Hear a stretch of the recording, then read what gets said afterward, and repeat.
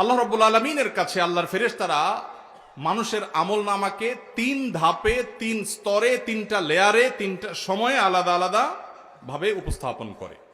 একটা হলো প্রাত্যহিক রিপোর্ট, প্রাত্যহিক আমল নামা, ডেইলি, প্রতিদিনের আমল নামা সকাল এবং সন্ধ্যায়। সারা রাত আপনি কি করেছেন? ওয়াজ শুনেছেন না গান শুনেছেন? ভালো কাজ করেছেন না মন্দ কাজ করেছেন? সারা রাতে কি করেছেন? প্রত্যেকটা মানুষের হিসাব আল্লাহ রাব্বুল আলামিনের কাছে প্রত্যেকটা ভোরে ওই রাতের ডিউটি থাকা ফেরেশতারা জমা দেন।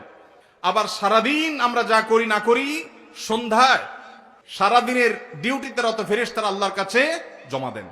তাহলে বান্দার আমল নামা, বান্দার রিপোর্ট জমা দেওয়া হয়। একটা হলো প্রাত্যহিক, প্রতিদিন। সেটা কখন?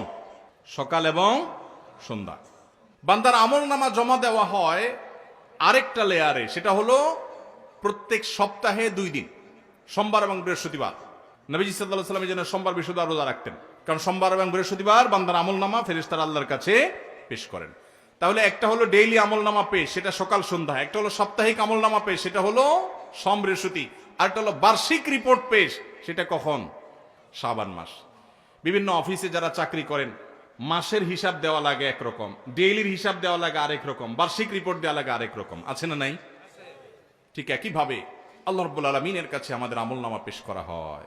ভাইয়ের আমার, সেজন্য এই রিপোর্ট জমা দেওয়ার সময়গুলোতে বান্দা বিশেষভাবে আমলে মনোযোগী হবে। এই জন্য আল্লাহ তাআলা বলেছেন কোরআনে কারীমে, ওয়াসাব্বিহুহু বুকরাতাও ওয়া আসীলা, সকাল সন্ধ্যা আল্লাহর তাসবিহ পেশ করো। নবীজি সাল্লাল্লাহু আলাইহি ওয়াসাল্লাম সকাল সন্ধ্যা বিশেষ তাসবিহ পেশ করতেন, জিকির আজকার করতেন, দোয়া করতেন, আমল করতেন, কারণ এই যে আমল জমা দেওয়া হয়।